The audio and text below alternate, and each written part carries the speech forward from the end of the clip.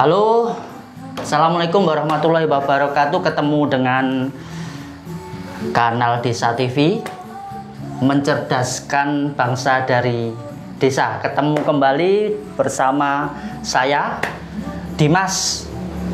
Ada di studio baru kami yang berada di Klaten.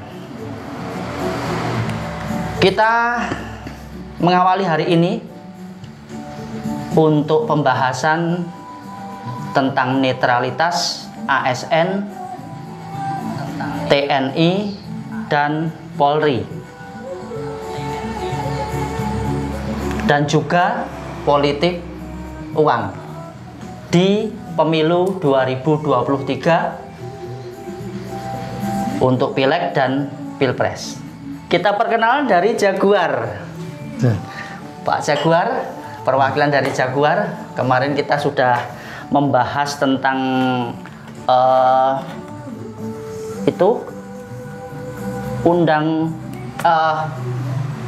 APBD 2021 untuk Perda 2020, bahwasanya Dispermades dalam hal ini perinciannya tidak tercantum dalam buku yang setebal itu, APBD Kabupaten Klaten.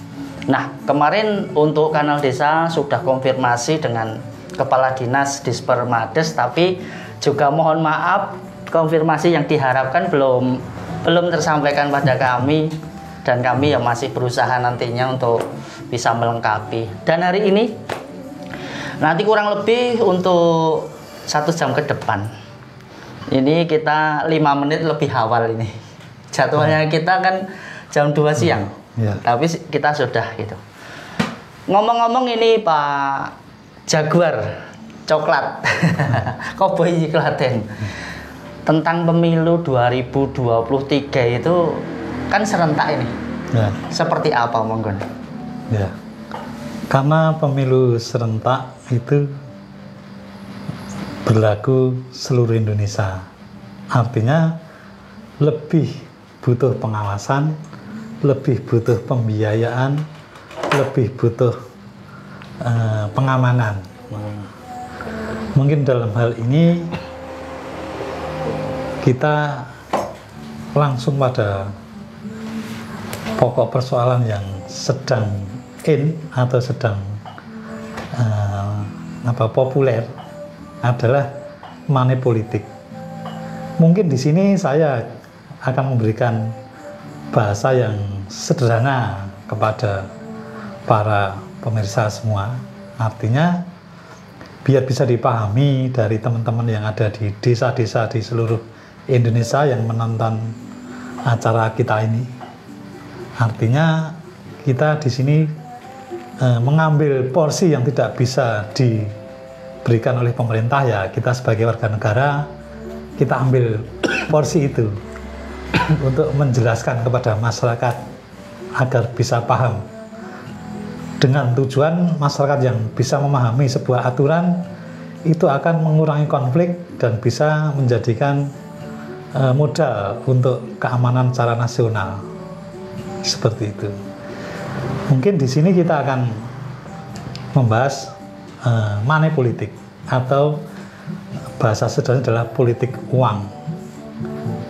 Memang semua itu butuh biaya, tetapi apabila biaya politik ini dibiarkan dalam tanda kutip money politik uang, artinya pemodal besar saja yang akan bisa menjadi wakil rakyat. Ini juga merugikan demokrasi. Tetapi kita semua berharap bahwasannya politik uang ini tidak bisa terjadi.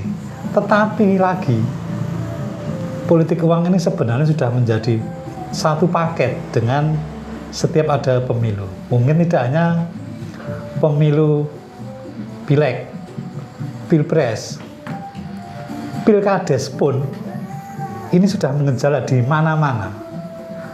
Artinya pasti ada yang namanya pemakaian uang untuk seseorang itu bisa condong memilih salah satu calon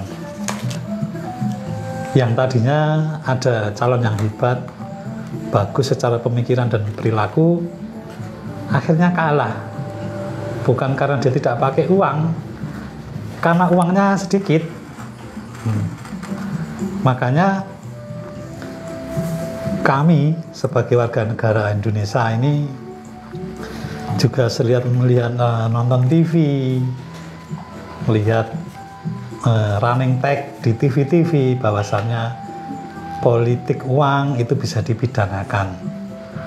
Pertanyaan saya kepada para penegak hukum, Panwaslu, Bawaslu, KPU, saya mau menyampaikan beberapa hal. Satu, politik uang itu seharusnya dilaporkan deliknya apa? Apakah masuk kategori lex spesialis atau bukan lex spesialis? Artinya, haruskah politik uang yang ditemukan itu bisa dilaporkan oleh siapa saja? Atau tidak perlu dilaporkan? Karena lex spesialis, artinya ketika aparat penegak hukum itu menemukan money politik, itu bisa langsung ditangani. Atau malah harus ada yang mengadukan, karena ini tidak masuk kategori lex spesialis. Mohon untuk bisa diberi pengertian kepada warga masyarakat seluruh Indonesia. Tolong dibuatkan mekanismenya seandainya kita menemukan money politik. Karena kami juga sudah mengalami beberapa kali proses kita menangkap orang-orang yang melakukan money politik juga tidak bisa dipidana. Satu, kita pernah melaporkan salah satu kepala desa. Ada uangnya, ada fotonya, ada saksinya, tapi tidak bisa diproses secara hukum. Kenapa? Karena jago yang lain ternyata juga pakai uang. Nah, ini mohon dipahami. Yang kedua, kita pernah juga melihat pemilu, mengamati adanya uang yang tersebar di mana-mana. Hampir semua caleg itu memakai uang. Nah, ini di sini tidak ada namanya legal standing. Posisinya yang seperti apa? Apakah caleg yang tidak pakai uang bisa melaporkan? Melaporkan bisa. Pertanyaannya, apakah nanti aparat penegak hukum itu akan bisa menindaklanjuti ini? Itu loh. Semuanya memakai uang, tersembunyi dengan cara mereka masing-masing. Pembuktiannya memang sebenarnya nggak sulit. Cuma pertanyaannya, apakah nanti kalau kita menemukan para kandidat yang memakai uang ini, kita bisa pegang uangnya, dia menyebutkan siapa yang nyuruh, apakah itu juga sudah serta-merta menjadi alat bukti bisa diproses pidana? Jadi mohon maaf pemerintah untuk tidak sekedar berwacana gitu loh. Kita orang-orang desa ini juga punya pengalaman politik uang, pernah nangkep juga, pernah melaporkan juga ke penegak hukum, tapi nggak bisa lah. Ini kan ada salah satu hal yang menjadi kita jadi pesimis untuk politik uang ini. Mungkin cara yang sederhana buat para pemilih nanti terima saja uangnya, tapi nggak usah dicoblos kalau memang dia itu caleg yang tidak baik, gitu loh. Nggak ada untungnya kita laporkan sia-sia. Saya siap untuk menjadi narasumber dimanapun, diundang kemana, saya akan siap. Artinya money politik ini tidak begitu penting buat kami sebenarnya. Nah sekarang kalau semua pakai uang, Kenapa malah tidak dilegalkan saja pemakaian uang itu? Uang itu jadi tidak barokah karena dianggap melanggar hukum. Tetapi ketika itu dianggap melanggar hukum dan kita laporkan ke aparat penegak hukum, ini juga sulit juga untuk bisa diproses pidana. Faktornya banyak. Untuk itulah kita memohon kepada teman-teman pemilih, teman-teman kandidat anggota DPR, caleg-caleg yang akan bertarung, apakah tidak bisa dengan cara yang lebih elegan, dengan memberikan program-program yang bisa kita terima, program-program yang bisa kita nalar, masuk akal untuk kedepannya. Karena ya tadi loh, mohon maaf untuk Pak Menteri Dalam Negeri, Pak Presiden, untuk Pak Kapolri, ini mohon dibuatkan regulasinya. Kalau memang politik uang itu pidana, buatkan regulasinya. Apakah itu kategori lex spesialis atau bukan, atau pengaduan. Seandainya itu betul, apakah bisa diproses? Apa jaminannya? Nah ini, saya mungkin pusing di TV, nonton TV begitu terus, money politik, itu sudah bertahun-tahun kayak gitu. Karena kita pelaku di lapangan, artinya kita orang-orang desa ini mengerti aliran-aliran. Oh, si A pakai sekian, si B pakai sekian, bisa kita buktikan. Cuman pertanyaannya, apakah bisa diproses benar itu loh. Seandainya bisa, buatkan regulasinya. Kita butuh jaminan. Jangan sampai nanti menimbulkan persoalan baru. Oh ini kurang ini, oh ini kurang itu.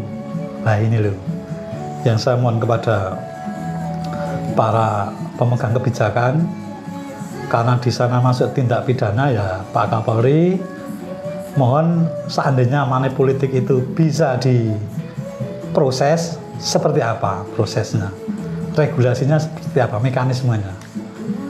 Jadi kami nanti lebih bisa memantau dan punya keyakinan, mungkin ada kepercayaan kami sehingga kami bisa melakukan penangkapan atau pelaporan. Tetapi kalau nanti nggak ada ujungnya, mending saya ngaji saja di rumah. Mau pakai duit mau enggak ya kembali kepada masyarakat semuanya. Cuma saran saya, terima uangnya, ya pilihlah dengan hati nurani. Uang dia diberi, toh semuanya memberi. Kalau semuanya memberi, caleg itu semuanya memberi uang, siapa yang salah? Tidak ada ini, semuanya pakai. Terus siapa yang mau dilaporkan? Siapa yang dirugikan? Kan nggak ada juga. Tetapi kalau money politik menjadi tindak pidana bagi siapapun yang pakai uang, oke, itu mau partai besar, partai kecil, ketika bisa kita buktikan dia pakai uang 50.000, 100.000 dengan tujuan untuk memilih seseorang, itu sudah cukup dan bisa dibuktikan, oke, kita masyarakat menyambut itu dengan senang hati.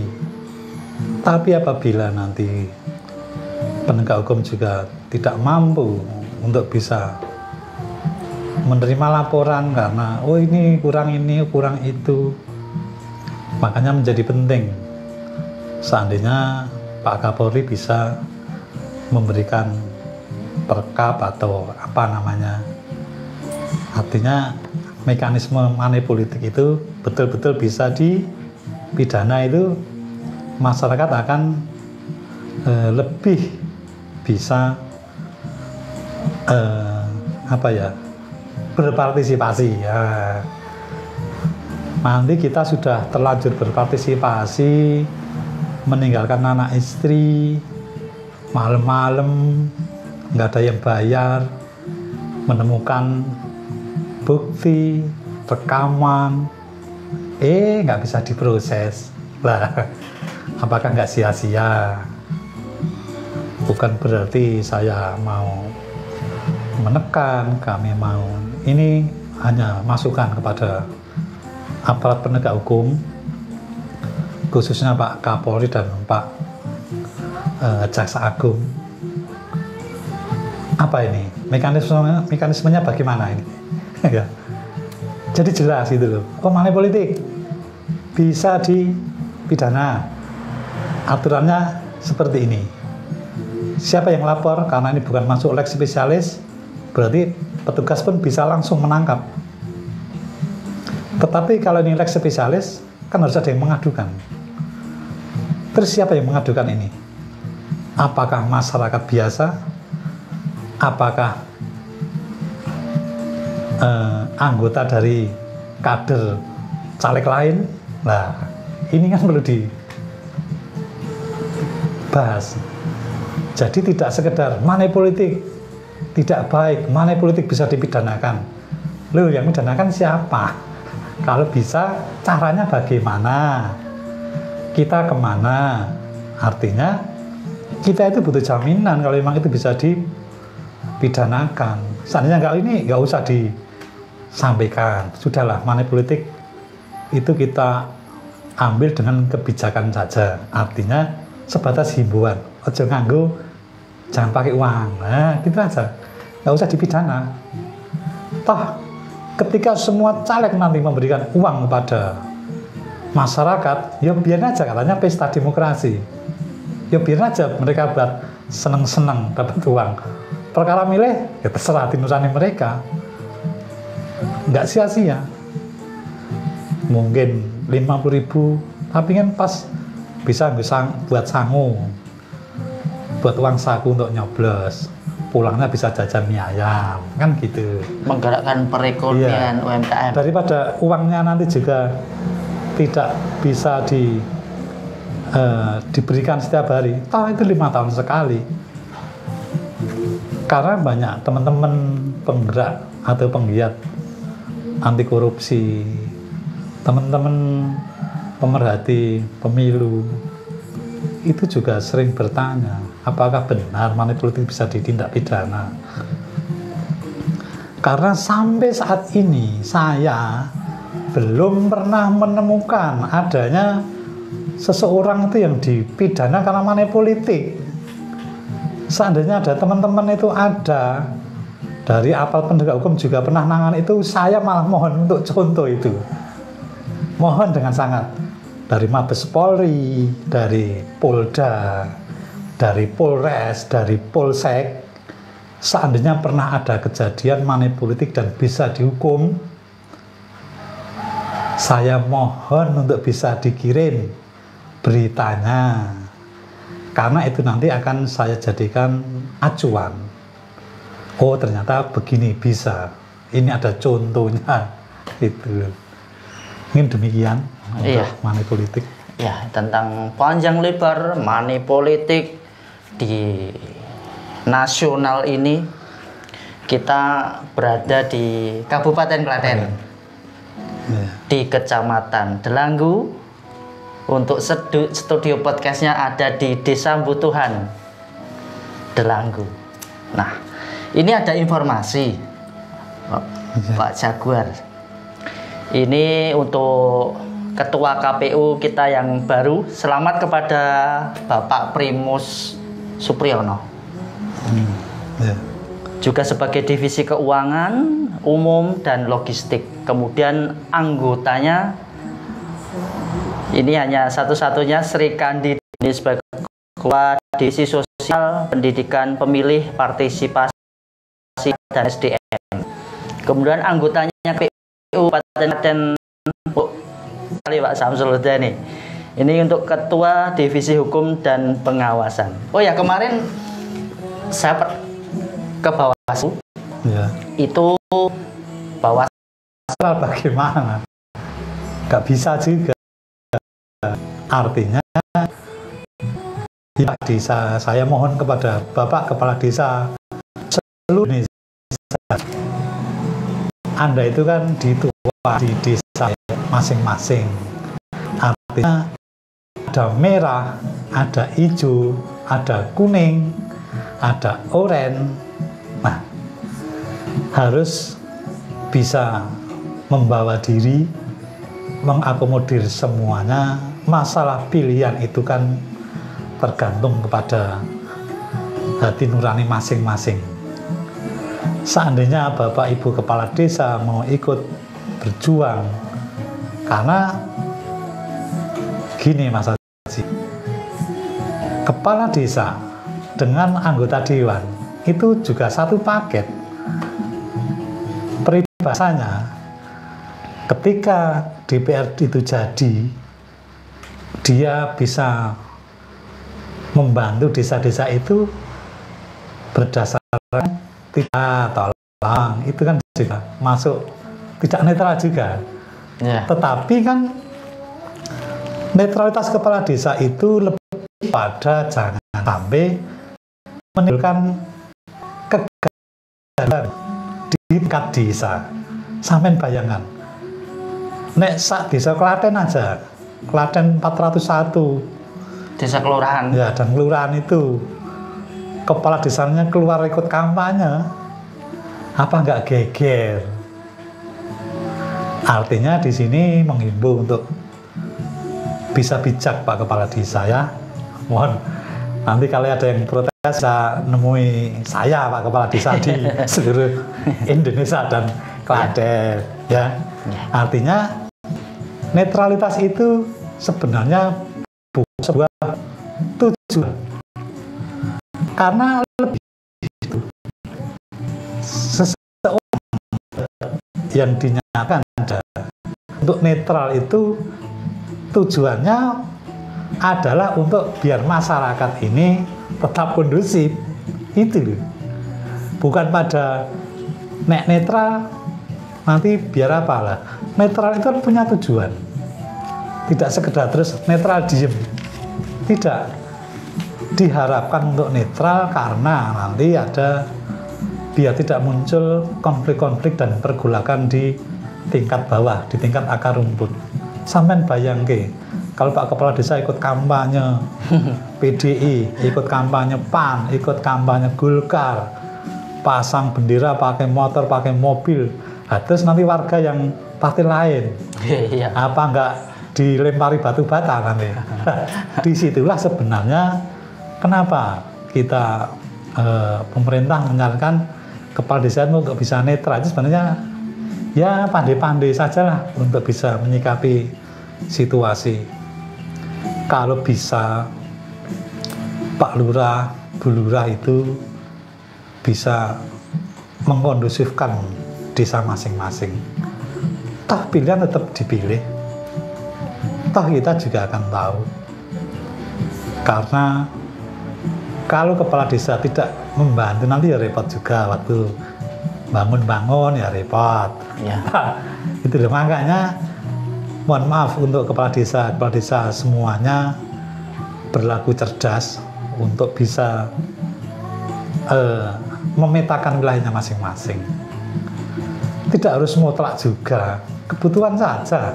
Contohnya, oh ini PDI butuh 8.000, sini saya di jatah 200, ya sudah kasih 200. Nanti yang PAN datang, saya butuh 300, kasih aja 300, nah pemilihnya banyak. Gitu loh, kan enak. Dan parpol lainnya. Nah, artinya harus mengkonsentrasikan masalahnya yang merah, yang kuning, yang hijau, dan sebagainya. Yang biru. Ini untuk bisa bantu ketertiban dan keamanan di wilayah masing-masing. Itu. Terima kasih untuk penjelasan sedikit yang bisa memudahkan. Semoga pemirsa Kanal Desa TV mencerdaskan bangsa dari desa. Semoga kita seperti ini ke depan bisa bekerja sama dalam hal yang lain seperti UMKM. Ini di depan kita semua ini namanya ojek pental. Nah, ojek pental ini dari UMKM ternyata dari warung Iyas. Itu ada di Desa Jeblogan, Ceper, Klaten, Jawa Tengah. Jadi Ini pentol, namanya pentol ojek yang sangat digemari, mungkin semua tahu lah, cilok atau apapun itu. Nah, ini berapa ini segini? Ini segini ini cuman murah sekali, 5.000. Oh, itu sudah termasuk sama cocolannya sama ini juga. Iya. Makanya untuk HM Hussein ini mengatasi stroke, saraf kejepit, gula atau penyakit fisik lainnya. Kemudian ada UMKM dari jamu gendong. Ini jamu yang itu diperas dan sebagainya itu. Jadi pengusaha jamu gendong ini dimanapun bergerak ini terus menyajikan yang terbaik, termasuk dalam hal bila kita ada acara-acara tertentu itu dikemas dengan baik, kemudian diberi halal, PRT dan kedai. Kemudian paguyuban UMKM dan paguyuban budaya. Ini budaya untuk Klaten hebat ya. Mulai ini. Makanya sangat berperan sekali untuk demokrasi ini nantinya, untuk mungkin diundang sana sini dan sebagainya untuk calon-calon pileg dan pilpres ini. Nah, kemudian tidak lupa buat kepala desa Banjarwangi, Ciawi, Bogor kepada Kang Pras. Ya, itu selamat menikmati, dan juga kepala desa yang lain yang di situ ingin menonton live kita. Bila mana nanti tidak kebagian live, nanti akan kita share di YouTube kanal Desa TV. Dan lanjut, ini menarik sekali untuk yang tadi pembahasan politik uang. Monggo diunjuk dulu bisa sambil kita mendengarkan lagu. Pemirsa, kita minum dulu sambil mendengarkan lagu.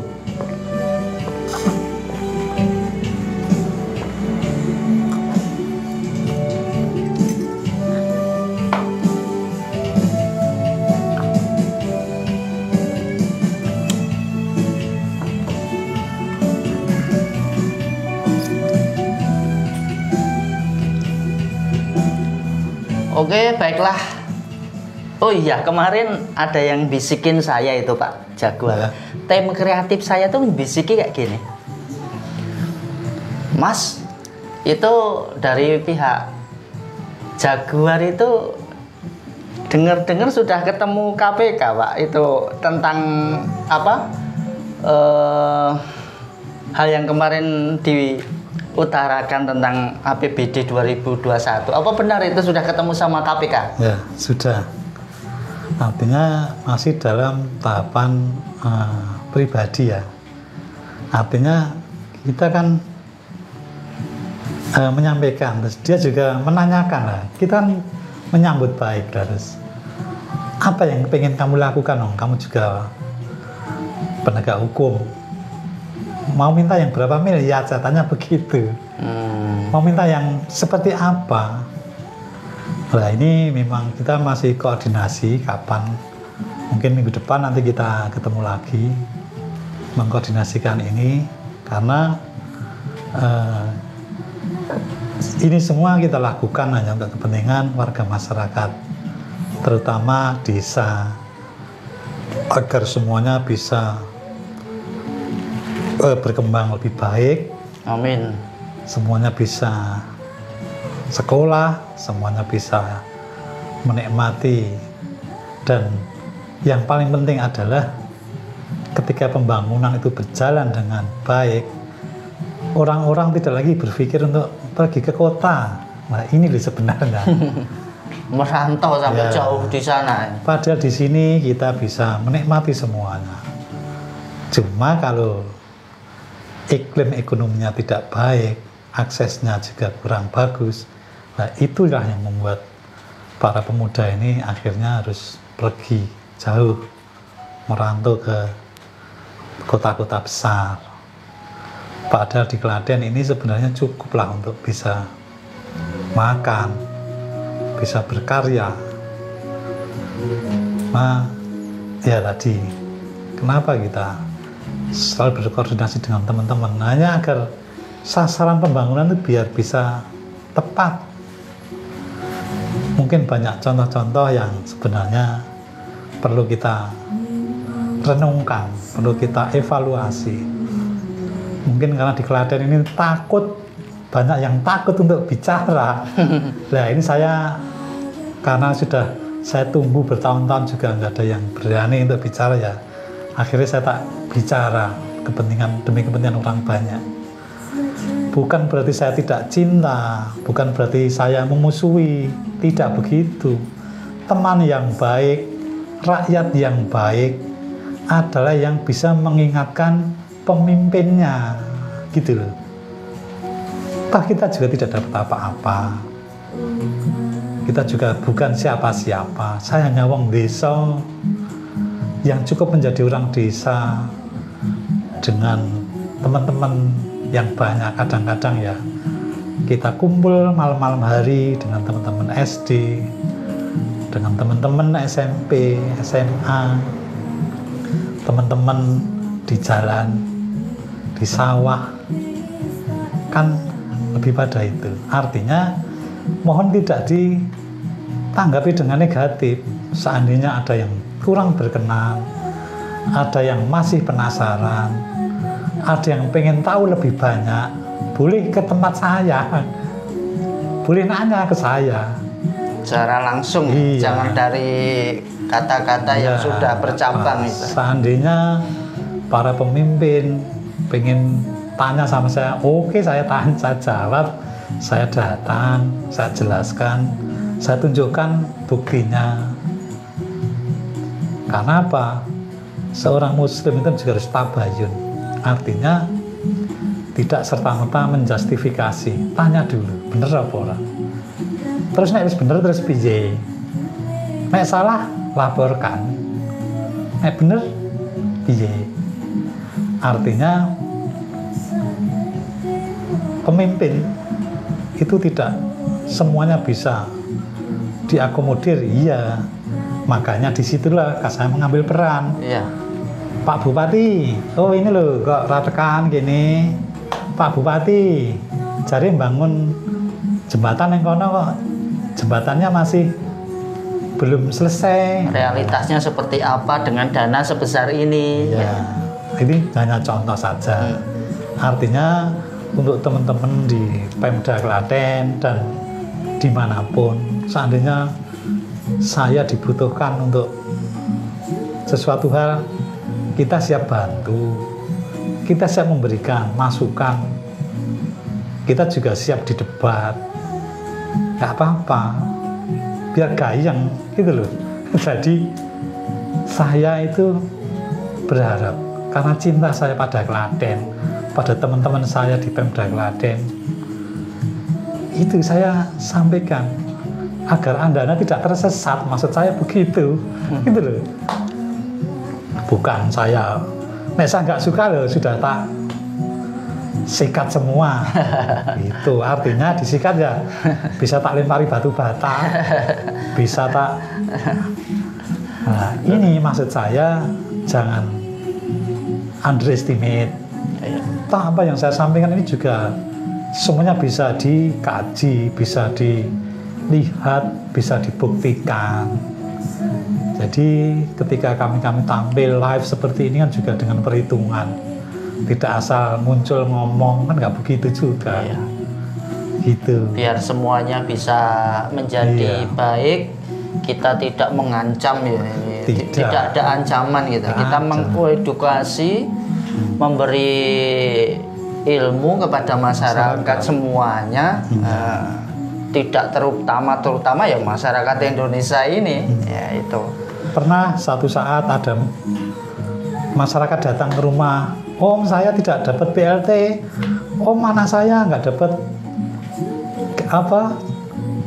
kartu pintar, Om kok saya nggak bisa dapat inilah. Itu kan saya menjelaskan kepada mereka. Ini kan ada prosesnya, diajukan dulu di kelurahan penuhi persyaratannya, dikirim ke dinas sosial dikirim ke Jakarta. Nah, kita tuh menjelaskan seperti itu, membantu. Jadi makanya biar tidak sering salah paham antara warga dengan kepala desanya. Aku nggak dapat ini Pak Lurah ini, wah gimana ini. Nah, Pak Lurah sudah ngirim, sudah betul, proses sudah dikerjakan sama Pak Lurah, sudah dikirim data. Nanti kan Jakarta yang akan memberikan apa namanya, finalisasi, dapat nggak ini, itu loh. Itu pekerjaan saya seperti itu. Jadi gamblang ya, itu untuk masyarakat yang mungkin membutuhkan bisa langsung hubungi untuk tim Jaguar. Ya, bisa. Iya. Artinya saya tidak perlu, seandainya masyarakat Klaten nanti neng ini dinas sosial semua, apa nggak repot sampean Pak Kepala Dinas. Saya kan bisa menjelaskan di sini cukup dan dia nurut, bisa paham, selesai. Itu loh. Iya. Kan saya juga tidak terus minta bagian gaji, minta honorarium, kan nggak juga. Ya. Dan ini Pak, tadi kan disampaikan untuk tema hari ini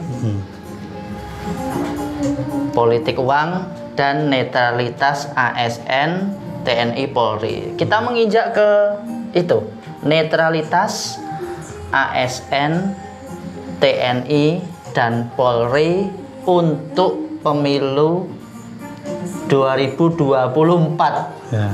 Iya kan? Nah, itu seperti apa? Ya, mungkin perlu dipahami, netralitas itu adalah netral dalam arti tidak ikut-ikutan secara terang-terangan untuk membantu salah satu kandidat. Dan perlu diingat, ASN dan TNI Polri yang tidak boleh mengikuti atau kampanye dalam hal ini harus netral, walaupun mereka punya hak pilih. Untuk yang sipil ya, ASN kan punya hak pilih. Iya. Tapi TNI Polri kan tidak. Contoh, ada seseorang Pak Camat umpamanya. Lah, Pak Camat ini harus netral. Tetapi kebetulan istrinya ternyata hanya ibu rumah tangga. Ini tidak harus netral istrinya, karena dia bukan ASN, bukan pegawai negeri. Itu perlu dipahami. Pak tentara harus netral karena dia sebagai aparat negara. Tapi istrinya punya hak pilih. Anaknya yang tidak PNS, yang tidak militer, itu kan punya hak juga dia untuk berpartai politik. Artinya netralitas itu melekat kepada orang-orang yang dalam tanda kutip yang gampang mungkin punya NIP lah, itu istilahnya. Iya. Tetapi kalau yang punya NIP itu hanya sebelah, hanya istri atau suaminya, ini tidak berlaku mutlak, hanya berlaku pada yang punya NIP. Nah, itu namanya netralitas. Karena apa? Karena mereka itu sudah dikategorikan sebagai aparat negara.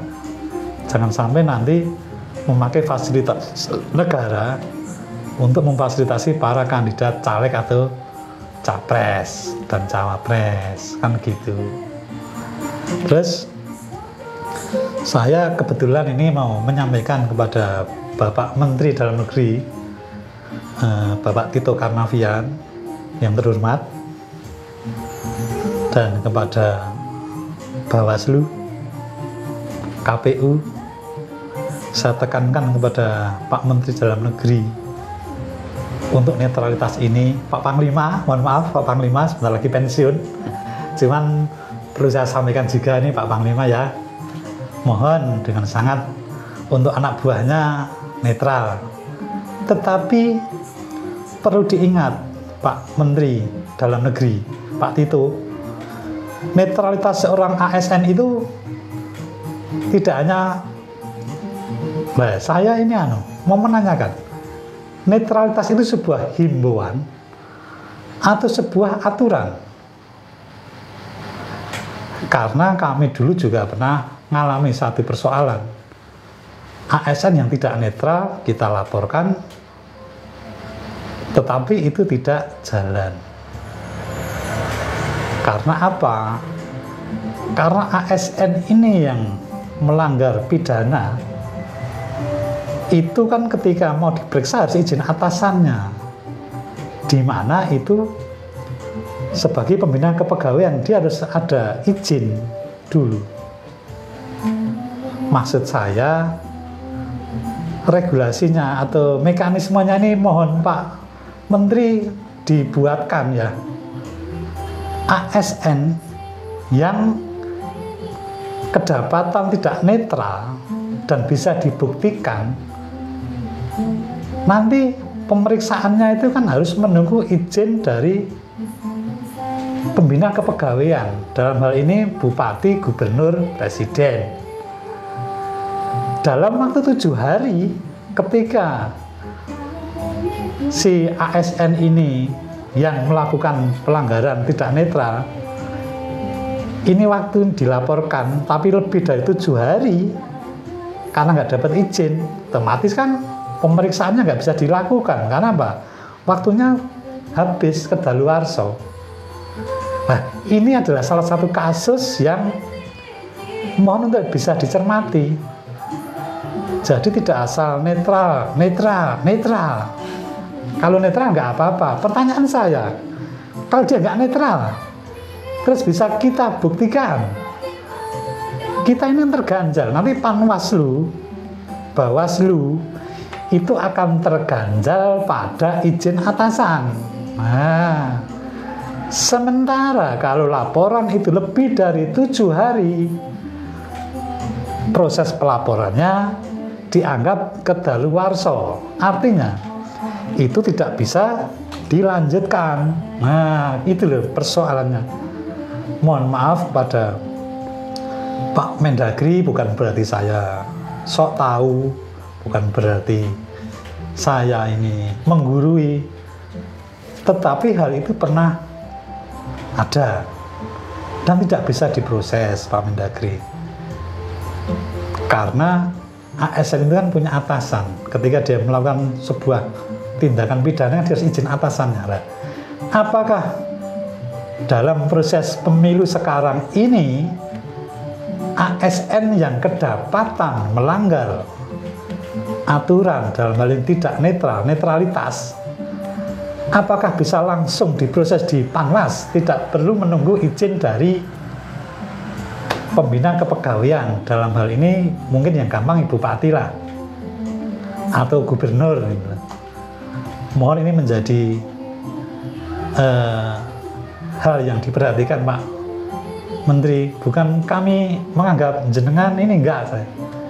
Artinya saya selalu untuk memberikan masukan kepada negara, biar negara itu juga tidak apa ya, artinya terlihat profesional dan betul-betul dari hati nurani yang paling dalam. Jadi tidak hanya netral yang bagaimana? Kalau itu himbauan, oke lah. Tidak netral ya nggak apa-apa, itu himbauan. Tapi kalau netralitas seorang ASN TNI Polri itu menjadi tindakan pelanggaran, tapi yang terganjal dengan izin atasan, ini loh Pak, mohon dengan sangat kepada Pak Tito Karnavian sebagai Menteri Dalam Negeri agar bisa memberikan solusi. Apakah ASN ini langsung bisa dieksekusi atau diperiksa oleh Panwaslu, atau nunggu izin? Saat ini yang menjadi persoalan, ketika izin ini tidak kunjung diberikan oleh pembina kepegawaian, kan laporannya menjadi kedaluarsa. Ketika laporannya kedaluarsa, prosesnya di Panwas berhenti. Ini kendala. Jadi niat baik pemerintah itu akan bisa kita cermati ketika dia bisa memberikan aturan, dia akan memberikan mekanisme. Itu Pak. Jadi dengan demikian orang-orang yang akan melakukan tindakan pelanggaran netralitas ini juga akan berpikir, karena selama ini itu nggak pernah muncul. Artinya izin kepegawaian ini, kalau izin pembina kepegawaian ini nanti kalau itu ada kepentingan, ya tadi dimundurkan waktunya, nggak diteken. Maksud saya, ketika nanti ada pelaporan seperti itu, terus berapa hari toleransi dari pembina kepegawaian itu juga bisa kita persoalkan izinnya, gitu. Contohnya, kita menemukan ASN tidak netral, kita laporkan ke Panwas. Panwas menyampaikan surat kepada pembina kepegawaian. Lah, setahu saya itu aturannya 7 hari paling lama. Tetapi kadang ada permainan, biar ini prosesnya tidak jalan, dia berikan izin di hari ke-9. Artinya kan kedaluwarsa lah. Apakah pembina kepegawaian yang tadi terindikasi juga tidak cepat-cepat memberikan izin, ini akan kena sanksi juga? Nah, ini mau dipertimbangkan. Tapi seandainya cuma netral sebagai himbauan, ya sudah, nggak usah.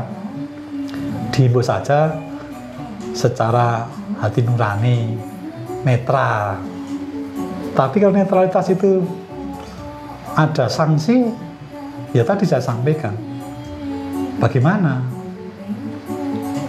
Mungkin Pak Menteri bisa keluarkan edaran, artinya sudah ASN yang terlibat tidak netral itu bisa diperiksa Panwaslu tanpa izin dari pembina kepegawaian.